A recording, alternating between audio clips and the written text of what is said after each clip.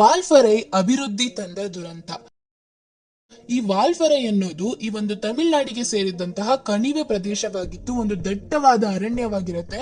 So ಈ ಒಂದು ಅರಣ್ಯ ಎಷ್ಟು ದಟ್ಟವಾಗಿತ್ತಂದ್ರೆ ಸೂರ್ಯನ ಕಿರಣಗಳು ಅಲ್ಲಿ ಭೂಸ್ಪರ್ಶ ಮಾಡೋಕ್ಕೂ ಕಷ್ಟಪಡ್ಬೇಕಿತ್ತಂತೆ. ಅಷ್ಟು ಮಟ್ಟಿಗೆ ದಟ್ಟವಾಗಿದ್ದಂತಹ ಕಾಡನ್ನ ಅಭಿವೃದ್ಧಿಯ ಒಂದು ಹೆಸರಲ್ಲಿ ಅದನ್ನ ನಾಶ ಮಾಡ್ತಾರೆ. ಸೊ ಅದು ಹೇಗೆ ಅಭಿವೃದ್ಧಿಯ ಒಂದು ಹೆಸರಲ್ಲಿ ನಾಶವಾಯಿತು ಅನ್ನೋದೇ ಈ ಒಂದು ವಾಲ್ಫರೈ ಅಭಿವೃದ್ಧಿ ತಂದ ದುರಂತ ಎಂಬ ಕತೆ. ಮೊದಲಿಗೆ ಇಲ್ಲಿ ಅವರು ವಾಲ್ಫರೈನ ಒಂದು ಸೌಂದರ್ಯವನ್ನು ವಿವರಿಸಿದ್ದಾರೆ. 18ನೇ ಶತಮಾನದ ಅಂತ್ಯಭಾಗ ನಮ್ಮ ರಾಷ್ಟ್ರದೆಲ್ಲೆಡೆ ಬ್ರಿಟಿಷರು ಆಳ್ವಿಕೆಯನ್ನ ಮಾಡ್ತಿದ್ದಂತಹ ಕಾಲ. ಅನನ್ಯ ಜೀವ ಸಂಕುಲಗಳಿಂದ ಸಮೃದ್ಧವಾಗಿದ್ದ ಪಶ್ಚಿಮ ಘಟ್ಟ ಶ್ರೇಣಿಯ ನಡುವಿನ ಒಂದು ದಟ್ಟ ಅರಣ್ಯ ಪ್ರದೇಶ ಅದಾಗಿರುತ್ತೆ. ಆ ಪ್ರದೇಶಕ್ಕೆ ಅವಾಗ ಯಾವುದೇ ಹೆಸರಿರ್ಲಿಲ್ಲ.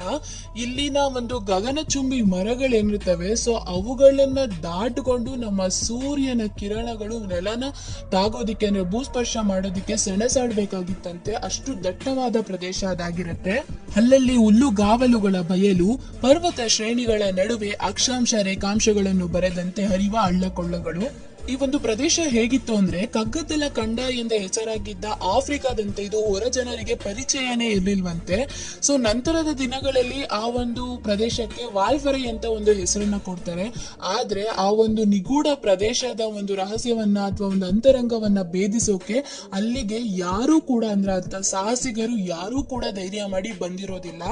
ಯಾರ ಕಣ್ಣಿಗೂ ಕಾಣದ ಈ ಪ್ರದೇಶವನ್ನ ಬ್ರಿಟಿಷರು ನಮ್ಮ ಒಂದು ರಾಷ್ಟ್ರಕ್ಕೆ ಬಂದ ಮೇಲೆ ಈ ಒಂದು ಅಜ್ಞಾತ ವಲಯವಾಗಿದ್ದ ಯಾರ ಕಣ್ಣಿಗೂ ಕಾಣದ ಒಂದು ಪ್ರದೇಶ ಏನಿರುತ್ತೆ ಅದು ಜಾಸ್ತಿ ದಿನ ಅಜ್ಞಾತ ವಲಯವಾಗಿ ಉಳಿಲಿಲ್ಲ ಅಂತ ಹೇಳ್ಬೋದು. ಯಾಕಂತಂದ್ರೆ ಈ ಬ್ರಿಟಿಷರಿಗೆ ಹೊಸದೇನಾದ್ರೂ ಇದೆ ಅಂದ್ರೆ ಅದನ್ನ ಶೋಧಿಸೋದು, ಅನ್ವೇಷಿಸೋದು ಅವರ ಒಂದು ರಕ್ತದಲ್ಲೇ ಬಂದಿದೆ ಅಂತಾನೆ ಹೇಳ್ಬೋದು. ಆಗ 1890ರಲ್ಲಿ ಕಾರ್ವೇರ್ ಮಾರ್ಷ್ ಎಂಬ ಬ್ರಿಟಿಷಿಗ ಕುದುರೆಯನ್ನೇರಿ ಕೊಯಮತ್ತೂರಿನಿಂದ ದಕ್ಷಿಣಕ್ಕೆ 100 ಕಿಲೋಮೀಟರ್ ದೂರದ ವಾಲ್ಫರೈಗೆ ಬರ್ತಾನೆ. ಅಂದ್ರೆ ಆ ಒಂದು ವಾಲ್ಫರೈ ಅರಣ್ಯವನ್ನ ಭೇದಿಸೋಕೆ ಬಂದ ಮೊಟ್ಟ ಮೊದಲ ವ್ಯಕ್ತಿ ಕಾರ್ವೇರ್ ಮಾರ್ಷ್ ಆಗಿರ್ತಾನೆ. ಆದರೆ ಆ ಒಂದು ಪ್ರದೇಶವನ್ನ ಪ್ರವೇಶಿಸಿದ ಮೇಲೆ ಅರ್ಥ ಆಗೋದು ಮಾರ್ಷಿಗೆ ಏನಂತಂದ್ರೆ ಇದು ತುಂಬಾ ಕಷ್ಟ ಈ ಒಂದು ಕಾಡನ್ನ ಭೇದಿಸೋದು ಅಂತ. ಆದ್ರೂ ಅವನು ಮುಂದೆ ಹೋಗ್ತಾನೆ ಇರ್ತಾನೆ. ಅವನ ಹತ್ರ ಇರೋ ತಿಂಡಿಗಳೆಲ್ಲ ಖಾಲಿ ಆಗೋಗಿರುತ್ತೆ. ಒಂದ್ಸಲಿ ಸಾಕಾಗಿ ವಾಪಸ್ ಬಂದ್ಬಿಡೋಣ ಅಂತಂದ್ರು ಕೂಡ ಅವನಿಗೆ ಯಾವುದೇ ದಾರಿ ಕಾಣಿಸೋದಿಲ್ಲ. ಹಾಗಿದ್ದಾಗ್ಲಿ ಅಂತ ಹಿಂಗೆ ಮುಂದೆ ಅವನು ಏನೇನ್ ಕಷ್ಟಗಳು ಬರುತ್ತೆ, ಏನೇನ್ ಸವಾಲುಗಳು ಬರುತ್ತೆ ಎಲ್ಲವನ್ನು ಭೇದಿಸ್ತಾ ಹೋದಾಗ ಅವನಿಗೆ ಒಂದು ಕಿರು ದಾರಿ ಅದು ಬಂದು ಜನರು ಓಡಾಡಿ ಸವೆಸಿರುವಂತಹ ದಾರಿ ತರ ಅವನಿಗೆ ಕಾಣಿಸುತ್ತೆ. ಅವನಿಗೆ ಸ್ವಲ್ಪ ಖುಷಿ ಆಗುತ್ತೆ. ಸೊ ಅದನ್ನೇ ಅವನು ಹಿಂಬಾಲಿಸ್ಕೊಂಡು ಹೋದಾಗ ಅವನಿಗೆ ಅಲ್ಲಿ ಒಂದು ಗುಡಿಸಲುಗಳಿದ್ದಂತಹ ಒಂದು ಪ್ರದೇಶ ಕಾಣಿಸುತ್ತೆ. ಅದು ಆದಿವಾಸಿಗಳ ವಸಿಸುವಂತಹ ಒಂದು ಪ್ರದೇಶ ಆಗಿರುತ್ತೆ. ಸೊ ಅಲ್ಲಿ ಒಂದು 16 ಜನ ಆದಿವಾಸಿಗಳು ಕೂಡ ಇರ್ತಾರೆ. ಆದ್ರೆ ನಮ್ಮ ಮಾರ್ಷ್ ಕುದುರೆ ಮೇಲೆ ಹೋಗ್ತಿದ್ದ ಸೌಂಡ್, ಆ ಕುದುರೆ ಸೌಂಡ್ ಏನ್ ಬರುತ್ತೆ ಹೋಗುವಾಗ, ಸೊ ಆ ಸೌಂಡಿಗೆ ಹೆದರಿರ್ತಾರೆ. ಅದಲ್ದಲೆ ಕುದುರೆ ಮತ್ತೆ ಈ ಒಂದು ಬ್ರಿಟಿಷ್ ವೇಷದಲ್ಲಿದ್ದಂತಹ ಮಾರ್ಷನ್ನ ನೋಡಿ ಅವರೆಲ್ಲರೂ ತಮ್ಮ ಎದುರುಕೊಂಡು ತಮ್ಮ ಮಕ್ಕಳನ್ನ ಕರ್ಕೊಂಡು ಅಲ್ಲಿಂದ ಮಾಯ ಆಗೋಗಿರ್ತಾರೆ. ಆದ್ರೆ ಒಬ್ಬ ಧೈರ್ಯವಂತ ಆದಿವಾಸಿ ಇರ್ತಾನೆ. ಅವನು ತುಂಬಾ ಏನಂದ್ರೆ ದಷ್ಟಪುಷ್ಟವಾಗಿರ್ತಾನೆ. ಅವನು ಆ ಒಂದು ಗುಡಿಸಲಿನಿಂದ ಆಚೆ ಬಂದ್ಬಿಟ್ಟು ಏನು ಅಂತ ವಿಚಾರಿಸಕ್ ಬರ್ತಾನೆ. ಆಗ ನಮ್ಮ ಮಾರ್ಷಿಗೆ ಅರ್ಥ ಆಗುತ್ತೆ ಇವನಿಗೆ ತುಂಬಾ ಧೈರ್ಯ ಇದೆ ಅಂತ. ಅವನ ಹತ್ರ ಸನ್ನೆಯನ್ನ ಮಾಡಿ ಸ್ನೇಹವನ್ನ ಮಾಡ್ತಾರೆ. ಸೊ ಅವ್ರಿಗೂ ಅರ್ಥ ಆಗತ್ತೆ, ಅವರು ಕೂಡ ಒಳ್ಳೆ ಸ್ನೇಹವನ್ನ ಮಾಡ್ತಾರೆ. ಅದಾದ ನಂತರ ಅವರದೇ ಸಹಾಯದಿಂದ ಅಲ್ಲಿರುವಂತಹ ಕಾಡನ್ನ ಅನ್ವೇಷಿಸೋಕೆ ಶುರು ಮಾಡ್ತಾನೆ. ಆ ಒಬ್ಬ ಆದಿವಾಸಿಯ ಹೆಸರು ಬಂದು ಪೂಣಚ್ಚಿ. ಆ ಒಂದು ಪೂಣಚ್ಚಿಯ ಸಹಾಯದಿಂದನೇ ನಮ್ಮ ಮಾರ್ಷ್ ಅಲ್ಲಿರೋ ಎಲ್ಲಾ ಆದಿವಾಸಿಗಳ ಜೊತೆನೂ ಫ್ರೆಂಡ್ಸ್ ಆಗ್ತಾನೆ. ಸೊ ಅಲ್ಲಿನ ವಾತಾವರಣವನ್ನೆಲ್ಲ ನೋಡಿ ಅವನಿಗೆ ತುಂಬಾನೇ ಇಷ್ಟ ಆಗುತ್ತೆ. ಹಾಗಾಗಿ ಅಲ್ಲೇ ಉಳ್ಕೋಬೇಕು ಅಂತ ಡಿಸೈಡ್ ಮಾಡ್ತಾನೆ. ಆಗ ತಾನೇ ಭಾರತಕ್ಕೆ ಬಂದಿದ್ದಂತಹ ಒಂದು ಚಹಾ ಗಿಡಗಳನ್ನ ತಗೊಂಡು ಹೋಗಿ ಅಲ್ಲಿನ ಮರಗಳನ್ನೆಲ್ಲ ಉಳಿಸಿ ಅಂದ್ರೆ ನಾಶ ಮಾಡಿ ಅಲ್ಲಿ ಒಂದು ಚಹಾ ಗಿಡದ ತೋಟವನ್ನ ಮಾಡೋಕೆ ಶುರು ಮಾಡ್ತಾನೆ. ಈ ರೀತಿ ಚಹಾ ಗಿಡಗಳ ತೋಟವನ್ನ ಮಾಡಿಕೊಂಡು ಆನಂದವಾಗಿದ್ದಂತಹ ಮಾರ್ಷ್ 1934ರಲ್ಲಿ ಸತ್ತೋಗ್ತಾನೆ. ಸೊ ನಮಗೆ ಸ್ವತಂತ್ರ ಸಿಕ್ಕದ ಮೇಲೆ ನಮ್ಮ ಭಾರತದ ಅಗ್ರಗಣ್ಯ ಕೈಗಾರಿಕೋದ್ಯಮಿಗಳು ಏನಿರ್ತಾರೆ, ಸೊ ಅವರ ಒಂದು ಕಣ್ಣು ಈ ಚಹಾ ತೋಟದ ಮೇಲೆ ಬೀಳುತ್ತೆ. ಅಲ್ಲಿದ್ದಂತಹ ಗಗನಚುಂಬಿ ಮರಗಳನ್ನ ನೆಲಕ್ಕುರುಳಿಸ್ತಾರೆ. ಆ ಒಂದು ಮರದಿಮ್ಮಿಗಳನ್ನ ಅಲ್ಲಿಂದ ಸಾಗಿಸೋಕೆ ಮಾರಾಟ ಮಾಡೋದಿಕ್ಕೆ ಕಾಂಟ್ರಾಕ್ಟ್ ಗಳನ್ನ ತಗೊಂಡು ಅಲ್ಲಿದ್ದ ಚೆನ್ನಾಗಿದ್ದ ಭೂಮಿಯನ್ನೇ ರೋಡ್ ಮಾಡಿಕೊಂಡು ಆ ಒಂದು ಲಾರಿಗಳು, ಟ್ರಾಕ್ಟರ್ಗಳು ಎಲ್ಲ ಕೂಡ ಈಗ ಓಡಾಡಕ್ಕೆ ಶುರು ಮಾಡ್ಬಿಟ್ಟಿದೆ. ಅಲ್ಲಿದ್ದ ನೀರಾವತಿ ಕೂಡ ಈಗ ನಾಶ ಆಗೋಗಿದೆ ಅಂತ ಹೇಳ್ತಿದ್ದಾರೆ. ಉದ್ಯೋಗದ ಒಂದು ಹೆಸರಲ್ಲಿ ಸರ್ಕಾರ ಕೂಡ ಈ ಒಂದು ವಾಲ್ಫರೈದ ದಟ್ಟವಾದ ಅರಣ್ಯವನ್ನ ನಾಶ ಮಾಡಿ ಅಲ್ಲಿ ಚಹಾ ತೋಟವನ್ನ ನಿರ್ಮಿಸೋದಕ್ಕೆ ಉತ್ತೇಜನವನ್ನ ನೀಡ್ತಾ ಹೋಗುತ್ತೆ. ಈಗ ವಾಲ್ಫರೈ ಹೇಗಿದೆ ಅಂದ್ರೆ ಹಸಿರು ಕಂಬಳಿಯನ್ನ ಹೊದ್ದು ಮಲಗಿದಂತೆ ಈಗ ವಾಲ್ಫರೈ ಕಾಣಿಸ್ತಿದೆ. ಅಂದ್ರೆ ಎಲ್ಲೆಲ್ಲೂ ಕೂಡ ಚಹಾ ತೋಟವನ್ನೇ ನಾವು ನೋಡ್ಬೋದು. ನಿರುದ್ಯೋಗದ ಸಮಸ್ಯೆಯನ್ನ ಸ್ವಲ್ಪ ಮಟ್ಟಿಗೆ ಇದು ನಿವಾರಿಸಿದೆ ಅಂತಾನೆ ಹೇಳ್ಬೋದು. ಅಂದ್ರೆ ಮನುಷ್ಯರುಗಳಿಗೆ ಇದು ಸ್ವಲ್ಪ ಮಟ್ಟಿಗೆ ಸಹಾಯವಾಗ್ತಿದೆ. ಆದರೆ ಆ ಒಂದು ಅರಣ್ಯದ ಪ್ರದೇಶದಲ್ಲಿ ಇದ್ದಂತಹ ಬೇರೆ ಜೀವ ಸಂಕುಲಗಳಿಗೆ ಇದು ತೊಂದರೆಯನ್ನು ಉಂಟು ಮಾಡಿರುತ್ತೆ. ಅದು ಯಾರ ಅರಿವಿಗೂ ಕೂಡ ಬಂದಿರೋದಿಲ್ಲ.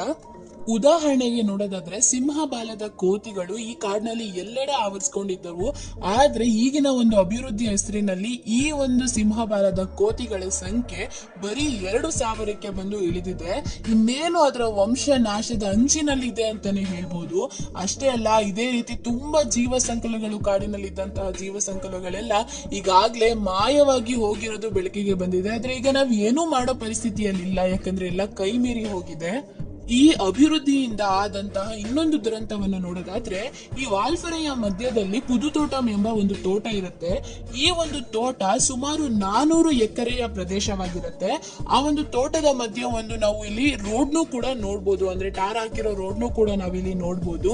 ನೆಲೆ ತಪ್ಪಿ ಬಂದಂತಹ ಸುಮಾರು 30 ಸಿಂಹಬಾಲದ ಕೋತಿಗಳು ಇದೇ ಒಂದು ತೋಟದಲ್ಲಿ ವಾಸ ಮಾಡ್ತಿರ್ತವೆ, ಆಶ್ರಯವನ್ನ ಪಡ್ಕೊಂಡಿರ್ತವೆ. ಎಂದೂ ಭೂಸ್ಪರ್ಶವನ್ನ ಮಾಡದೆ ಮರದಿಂದ ಮರಕ್ಕೆ ಹಾರ್ಕೊಂಡು ತನ್ನ ಆಹಾರವನ್ನು ಹುಡುಕೊಂಡು ವಾಸಿಸುತ್ತಿದ್ದಂತಹ ಈ ಕೋತಿಗಳು ಏನಿದೆ, ಈಗ ಒಂದ್ ಮರದಿಂದ ಇನ್ನೊಂದ್ ಮರಕ್ಕೆ ಹೋಗ್ಬೇಕು ಅಂತಂದ್ರೆ ಮಧ್ಯ ರೋಡ್ ಇತ್ತು ಅಂದ್ರೆ ಕೆಳಗೆ ಇಳಿದು ಆ ಒಂದು ರೋಡ್ ಅನ್ನ ಕ್ರಾಸ್ ಮಾಡಿ ಇನ್ನೊಂದ್ ಮರಕ್ಕೆ ಹೋಗೋ ಒಂದು ಪರಿಸ್ಥಿತಿ ಬಂದಿದೆ. ಆ ಒಂದು ರೋಡ್ ಅನ್ನ ಕ್ರಾಸ್ ಮಾಡೋ ಅಷ್ಟು ನಾಲೆಜ್ ಆ ಒಂದು ಕೋತಿಗಳಿಗೆ ಇಲ್ದಲೇ ಇರೋ ಕಾರಣ ಎಷ್ಟೋ ಸಲಿ ವಾಹನಕ್ಕೆ ಸಿಲುಕಿ ತುಂಬಾ ಕೋತಿಗಳು ಅಂಗವಿಕಲವಾಗೋಗಿದೆ. ಅಷ್ಟೇ ಅಲ್ಲ, ತಮಗೆ ಆಹಾರವನ್ನು ದೊರಕಿಸಿಕೊಡುತ್ತಿದ್ದಂತಹ ಮರಗಳು ಕೂಡ ಕ್ಷೀಣಿಸ್ತಾ ಇದಾವೆ, ಅಂದ್ರೆ ಕಮ್ಮಿ ಆಗ್ತಾ ಬರ್ತಿದಾವೆ. ಈ ಕೋತಿಗಳ ಕಷ್ಟವನ್ನ ನೋಡಕ್ಕಾಗ್ದಲೆ ಅದಕ್ಕೆ ದಯಾ ಮೃತ್ಯುವನ್ನ ಅಂದ್ರೆ ಮರ್ಸಿ ಕಿಲ್ಲಿಂಗ್ ಮಾಡೋಣ ಅಂತಂದ್ರೆ ಇದರಲ್ಲಿ ನಮ್ಮ ಕಾನೂನಲ್ಲಿ ಯಾವುದೇ ರೀತಿ ಅವಕಾಶ ಇಲ್ಲ. ಯಾಕಂದ್ರೆ ಈಗ ಆಲ್ರೆಡಿ ಅವು ಕೆಂಪು ಪಟ್ಟಿಯಲ್ಲಿರೋ ಜೀವಿಗಳಾಗಿರೋದ್ರಿಂದ ಅದು ಸಾಧ್ಯವಿಲ್ಲ. ಇನ್ನು ಬೇರೆ ಕಡೆ ಸ್ಥಳಾಂತರ ಮಾಡೋಣ ಅಂತ ಅಂದ್ರೆ ಅದರಲ್ಲೂ ಕೂಡ ಅತಿ ಸಾವು ನೋವುಗಳು ಇದ್ದೇ ಇರುತ್ತೆ. ಹಂಗಾಗಿ ನಮ್ಮ ಸೈಂಟಿಸ್ಟ್ಗಳು, ನಮ್ಮ ಫಾರೆಸ್ಟ್ ಡಿಪಾರ್ಟ್ಮೆಂಟ್ ಅವರು ಎಲ್ಲರೂ ಕೂಡ ಇವಾಗ ಹೆಲ್ಪ್ಲೆಸ್ ಆಗೋಗಿದ್ದಾರೆ. ಈ ಸಿಂಹಬಾಲದ ಕೋತಿಗಳು ಮಾತ್ರ ಹೇಗಾದ್ರೂ ಜೀವ ಉಳಿಸ್ಕೋಬೇಕು ಅಂತ ಅಂದ್ಬಿಟ್ಟು ಈ ಊರಿನ ಸೈಡ್ ಇರುವಂತಹ ಒಂದು ಕಸದ ತೊಟ್ಟಿಯಲ್ಲಿ ಆಹಾರವನ್ನ ಹುಡ್ಕೊಂಡು ಜೀವನ ಸಾಗಿಸ್ತಿದೆ ಅಂತ ಹೇಳ್ಬೋದು. ವಾಲ್ಫರೈನ ಒಂದು ಸಮಸ್ಯೆ ಕೇವಲ ಸಿಂಹಬಾಲದ ಕೋತಿಗಳಷ್ಟೇ ಅಲ್ಲ, ಅಲ್ಲಿರೋ ಮನುಷ್ಯರಿಗೂ ಕೂಡ ಸಮಸ್ಯೆ ಆಗುತ್ತೆ. ಹೇಗೆ ಅಂತ ನೋಡೋದಾದ್ರೆ, ವಿಶ್ವ ಮಾರುಕಟ್ಟೆಯಲ್ಲಿ ಚಹಾಗೆ ಇದ್ದ ಒಂದು ಬೇಡಿಕೆ ಕುಸಿದೋಗುತ್ತೆ. ಇದರಿಂದ ಅಲ್ಲಿದ್ದಂತಹ ಚಹಾ ತೋಟದ ಮಾಲೀಕರು, ಚಹಾ ಉತ್ಪಾದನಾ ಕೇಂದ್ರದ ಮಾಲೀಕರು ಏನಿರ್ತಾರೆ, ಸೊ ಅವರೆಲ್ಲ ಲಾಸ್ ಅಲ್ಲಿ ನಡೆಸಬೇಕಾಗಿರೋ ಒಂದು ಸ್ಥಿತಿ ಬರುತ್ತೆ. ಅವರ ಒಂದು ಉತ್ಪಾದನಾ ವೆಚ್ಚವನ್ನು ಕೂಡ ಈಗ ಅವರು ಕಡಿಮೆ ಮಾಡ್ಕೊಳ್ಳೋ ಒಂದು ಸಿಚುವೇಶನ್ಗೆ ಬಂದಿದ್ದಾರೆ. ಈ ರೀಸನ್ಗೋಸ್ಕರ ಅವ್ರು ಏನ್ ಮಾಡ್ತಾರೆ, ಈ ಜನರು ಮಾಡುತ್ತಿದ್ದಂತಹ ಕೆಲಸದಲ್ಲೆಲ್ಲ ಮಷಿನ್ಗಳನ್ನ ರೀಪ್ಲೇಸ್ ಮಾಡ್ತಾರೆ. ಇದರಿಂದ ಮತ್ತೆ ನಿರುದ್ಯೋಗ ಶುರುವಾಗುತ್ತೆ. ಇದರಿಂದ ರೊಚ್ಚಿಗಿದ್ದಂತಹ ಅಲ್ಲಿದ್ದಂತಹ ಕಾರ್ಮಿಕರು, ಕೆಲಸ ಮಾಡ್ತಿದ್ದವರೆಲ್ಲ ಏನ್ ಮಾಡ್ತಾರೆ ಅಂದ್ರೆ ಕೆಂಪು ಬಾವಟನ್ನ ಇಟ್ಕೊಂಡು ಹೋರಾಟಕ್ಕೆ ಕೂರ್ತಾರೆ. ಆದ್ರೆ ಇದುವರೆಗೂ ಕೂಡ ಆ ಒಂದು ಸಮಸ್ಯೆ ಬಗೆಹರಿಯೋ ತರ ಕಾಣಿಸ್ತಾ ಇಲ್ಲ. ಅದಕ್ಕೆ ಯಾವ ರೀತಿಯ ಭರವಸೆಯೂ ಕೂಡ ಇಲ್ಲ. ಹೋರಾಟ ನಡೆಸಬೇಕಾಗಿದ್ದಂತಹ ಸಿಂಹಬಾಲದ ಕೋತಿಗಳೇ ಎಲ್ಲೋ ಮೂಲೆಯಲ್ಲಿ ಅಡ್ಕೊಂಡು ಕೂತಿದ್ದಾವೆ. ಆದ್ರೆ ಈ ಜನರು ತಮಗಾದ ನಷ್ಟಗಳ ಬಗ್ಗೆ ಹೋರಾಟವನ್ನ ಮಾಡ್ತಿದ್ದಾರೆ. ಇಂತಹ ಪರಿಸ್ಥಿತಿಯಲ್ಲೂ ಕೂಡ ಹಾಡು ಹಕ್ಕಿಗಳಾದ ವಿಜಿಲಿಂಗ್ ಥ್ರಶ್ಗಳು ತಮ್ಮ ಜೀವವನ್ನು ಉಳಿಸಿಕೊಳ್ಳುವ ಒಂದು ಛಲವನ್ನ ತೊಟ್ಟಿದೆ ಅಂತಾನೆ ಹೇಳ್ಬೋದು. ಯಾಕಂದ್ರೆ ಆಗಿನ ಒಂದು ಅರಣ್ಯ ಪ್ರದೇಶದಲ್ಲಿ ಹರಿಯುತ್ತಿದ್ದಂತಹ ಹಳ್ಳ ಕೊಳ್ಳಗಳಿರ್ಬೋದು, ಜರಿಗಳಿರ್ಬೋದು, ಅಲ್ಲಿದ್ದಂತಹ ಶುದ್ಧ ನೀರನ್ನು ಕುಡಿದು ಅದು ಬದುಕನ್ನು ಸಾಗಿಸ್ತಿರುತ್ತೆ. ಆದ್ರೆ ಈಗ ಎಲ್ಲೇ ನೋಡು ಆ ಹಳ್ಳ ಕೊಳ್ಳಗಳ ಬದಲು ಏನಿರುತ್ತೆ ಅಂದ್ರೆ ಬರೀ ಚರಂಡಿಗಳು, ಕೊಳಚೆ ನೀರುಗಳನ್ನ ನಾವು ನೋಡ್ಬೋದು. ಸೊ ಇದನ್ನ ಇವಾಗ ಕುಡಿದು ಬದುಕನ್ನ ಸಾಗಿಸ್ಬೇಕಾಗಿರೋ ಪರಿಸ್ಥಿತಿ ಆ ಹಕ್ಕಿಗಳದಾಗಿದೆ. ಈ ಒಂದು ನೋವಿದ್ರೂ ಕೂಡ ಅವುಗಳು ಈಗಲೂ ಕೂಡ ತಮ್ಮ ಎಂದಿನ ದಿನನಿತ್ಯದ ಕಾರ್ಯದಂತೆ ಬೆಳಗ್ಗೆ ಮುಂಜಾನೆಗೆ ಒಂದು ಹಾಡನ್ನ ಹಾಡುತ್ತಾ ಇರುತ್ತೆ ಅಂತ ಹೇಳ್ತಿದ್ದಾರೆ. ಇದರಿಂದ ನಾವ್ ಏನೇನು ಅರ್ಥ ಮಾಡ್ಕೋಬೇಕು ಅಂತಂದ್ರೆ, ಈ ಮಾನವ ಕೇಂದ್ರೀಕೃತ ಅಭಿವೃದ್ಧಿ ಎನ್ನುವುದು ಏನಿದೆ, ಇದು ತನ್ನ ಹುಟ್ಟಿನಲ್ಲೇ ದುರಂತದ ಬೀಜಗಳನ್ನ ಅಡಗಿಸ್ಕೊಂಡಿರ್ತವೆ. ಸೊ ಅದು ಬಿದ್ದಿರೋದು ಯಾರಿಗೂ ಕೂಡ ಕಾಣಿಸಿರೋದಲ್ಲ. ಈ ಅಭಿವೃದ್ಧಿಯ ಪ್ರಗತಿ ಪರಾಕಾಷ್ಠೆ ಮುಟ್ಟಿದೊಡನೆ ಇವು ಚಿಗುರೊಡೆಯೋಕೆ ಶುರು ಮಾಡ್ತವೆ ಅಂತ ಹೇಳ್ತಿದ್ದಾರೆ. ಈ ದುರಂತದ ಕಾವು ನಮ್ಮನ್ನ ಮುಟ್ಟೋ ಅಷ್ಟಿಗೆ ನಾವು ಎಂದೂ ಹಿಂದಕ್ಕೆ ಬರದಂತಷ್ಟು ಒಂದು ಹಂತಕ್ಕೆ ನಾವು ತಲುಪಿರ್ತೀವಿ ಅಂತ ಹೇಳ್ತಿದ್ದಾರೆ. ಈ ಅಭಿವೃದ್ಧಿಯ ಹೆಸರಿನಲ್ಲಿ ಈ ಪ್ರಕೃತಿಯ ಮೇಲೆ ಅತ್ಯಾಚಾರವೆಸಗಿದ ಜನಾಂಗಕ್ಕೆ ಇದರ ಬಾಧೆ ತಟ್ಟೋದಿಲ್ಲ. ಈ ದುರಂತದ ಶಾಪ ಯಾರಿಗೆ ತಟ್ಟುತ್ತೆ ಅಂದ್ರೆ ಇದಕ್ಕೆ ಸಂಬಂಧವೇ ಇಲ್ಲದ ಮುಂದಿನ ಜನಾಂಗ ಮತ್ತು ಇತರ ಜೀವ ಸಂಕುಲಗಳಿಗೆ ಇದರ ಒಂದು ಶಾಪ ತಟ್ಟುತ್ತೆ ಅಂತಾನೆ ಹೇಳ್ಬೋದು. ಇಂತಹ ದುರಂತಕ್ಕೆ ಪಶ್ಚಿಮ ಘಟ್ಟದ ಕಾಡಿನ ನಡುವೆ ಇರುವ ಈ ವಾಲ್ಫರೈ ಅರಣ್ಯ ಈಗ ಸಾಕ್ಷಿಯಾಗಿದೆ ಅಂತಾನೆ ಹೇಳ್ಬೋದು. ಈ ಒಂದು ವಾಲ್ಫರೈ ಬರೀ ಉದಾಹರಣೆ ಅಷ್ಟೇ. ಈ ತರ ಎಷ್ಟೋ ಮೂಲೆ ನಮ್ಮ ರಾಷ್ಟ್ರದಲ್ಲಿ ಎಷ್ಟೋ ಮೂಲೆಗಳಲ್ಲಿ ಇದೇ ರೀತಿ ನಡೀತಾ ಇದೆ. ಇದೇ ರೀತಿ ಒಂದು ಮನುಕುಲದ ನಾಶಕ್ಕೆ ಕಾರಣವಾಗುವ ಎಷ್ಟು ಸಂಗತಿಗಳು ನಡೀತಾನೆ ಇದಾವೆ. ನಾವೆಲ್ಲರೂ ಎಚ್ಚರಿಕೆಯನ್ನ ವಹಿಸಿ ಇದರಲ್ಲಿ ಮುಂಜಾಗ್ರತೆಯನ್ನ ವಹಿಸಿಕೊಂಡು ಅಟ್ಲೀಸ್ಟ್ ನಮ್ಮ ಮುಂದಿನ ಜನಾಂಗಕ್ಕೆ ಏನಿಲ್ಲ ಅಂದ್ರೂ ಪರಿಶುದ್ಧವಾದ ನೀರು, ಮಲಿನಗೊಳ್ಳದ ಗಾಳಿ, ಸ್ವಚ್ಛ ಸಮುದ್ರ, ನೀಲಿ ಆಕಾಶಗಳನ್ನಾದ್ರೂ ನಾವು ಇಲ್ಲಿ ಬಿಟ್ಟು ಹೋಗ್ಬೇಕು ಅಂತ ಹೇಳ್ತಾ ಇದ್ದಾರೆ ನಮ್ಮ ಲೇಖಕರುಗಳು. ನಾವು ನೀವೆಲ್ಲ ಇದಕ್ಕೆ ಬದ್ಧವಾಗಿರಬೇಕು. ಇದು ಮನುಕುಲದ ಮತ್ತು ನಮ್ಮ ಸುತ್ತಮುತ್ತಲಿನ ಪರಿಸರದ ಬಗ್ಗೆ ತೋರುವ ಕನಿಷ್ಠ ಕಳಕಳಿ ಮತ್ತು ಸೌಜನ್ಯದಲ್ಲಿ ನಿಜವಾದ ಸಾರ್ಥಕತೆ ಅಡಗಿದೆ ಎಂಬುದನ್ನು ಇಲ್ಲಿ ತಿಳಿಸಿದ್ದಾರೆ. Thank you for watching. Subscribe Mr. MRP YouTube channel for more videos.